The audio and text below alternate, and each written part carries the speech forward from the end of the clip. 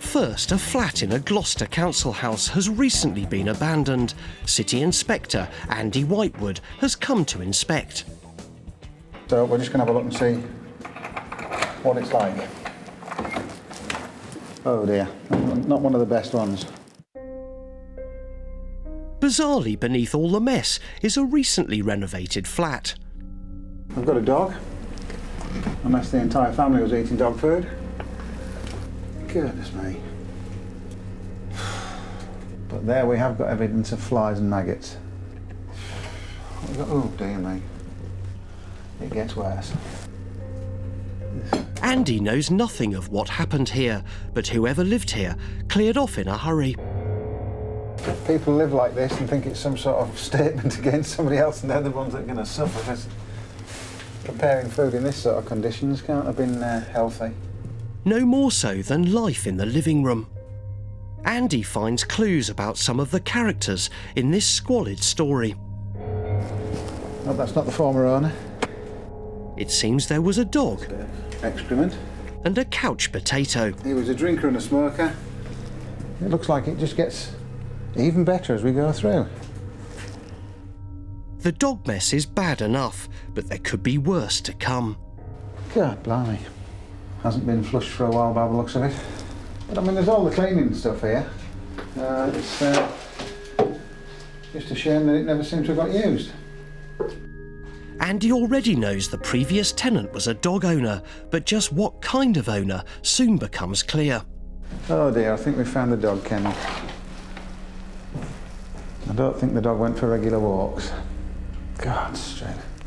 I mean, this just shows a total lack of respect for anybody's health, including their own. Oh dear me. Yeah, the dog used to open the handles with his teeth by the looks of it. Andy's seen enough to make his assessment. We're looking at about £1,000 to clear it. And while it's empty, it's a potential target as well for squatters and vandals. The quicker we can get it relet, the better. And in order to do that, Andy will call on the services of extreme cleaners Dave and Asa. A lot of excrement and rubbish in there. Some nasty food surprises as well in the kitchen. So you should be finished in an hour or so. Back in Gloucester, extreme cleaners Dave and Asa are preparing to tackle the filthy flat. Hopefully it's not a smelly one. But Asa soon discovers that his optimism is misplaced.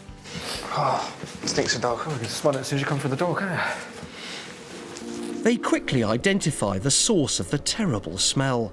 Oh, this is where the dog's been staying. Yeah. Oh, I can smell it. As dog owners themselves, Dave and Asa find it hard to understand. Oh, it's disgusting. I mean, I would put my dog, lock him up in a room like this. Well, I wouldn't lock him up in a room full stop, but the dog needs exercise, it needs fresh air. Basically, it needs to poo on the grass, doesn't it? It's just not right. You find claw marks at the doors and he's trying to get out. It's sad, real sad.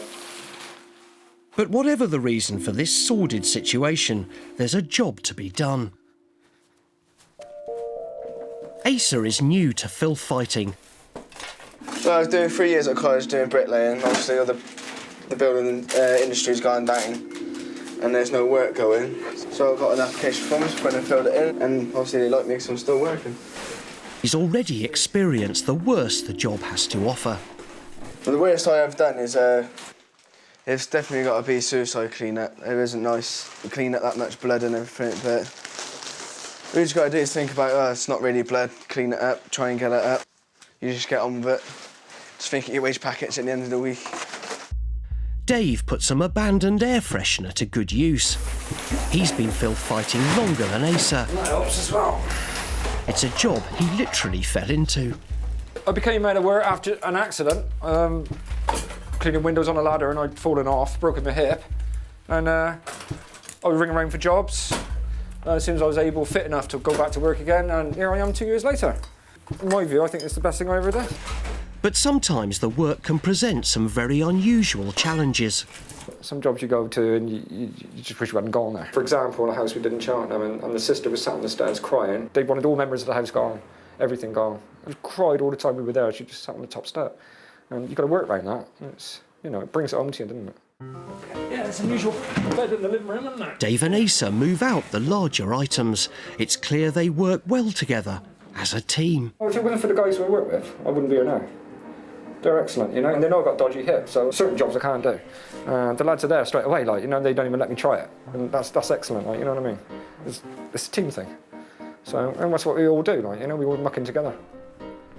This job usually begs more questions than answers, but today is a remarkable exception. Outside, a neighbour appears with news of the abandoned dog. A friend of ours knew the owner. They can't look after the dog, so they said, would your mum like to have a dog to look after? And I said, yeah, that'd help her out, because she's a pensioner, and we thought that would do her good. And the owner used to go out, we believe, sort of like 8 o'clock in the morning to about 9 o'clock at night, left the dog behind, and of course she used to howl quite a bit. We had to take her to the vets because she had ear infection and eye infections. She had lack of hair on her tail. She's actually on her way over, so we see her on a regular basis, at least 3 or 4 times a week. Heartened by the rescue story, the lads continue to clear and look forward to meeting the lucky mutt. Back in Gloucester, the lads are putting the finishing touches to the abandoned council flat. What we do is we neutralise all the bacteria, all the smells for the next family that moves into the flat. So at least then we know it's practically germ-free. And hopefully the smell of the dogs will be gone. At the end of the day, there's satisfaction in a job well done. It's looking good. Everything's gone well. Nothing remains of the previous tenant or the abandoned dog. A new tenant can soon be found. But now, amazingly, an old one returns. Hello, where you been then? Hello. Oh yeah, where you been? As you can see now, she just enjoys a lot of fuss and love, and that's one thing that we thought that Mum could provide for her, because Mum hasn't got anybody else to really to worry about. She always gives you a nice welcome when you get back. Very lovable. She's perfectly happy, maybe slightly overweight due to the treats that we give her. So in the end, it's just another shaggy dog story. That's a wrap. And cut. Tally ho, let's go.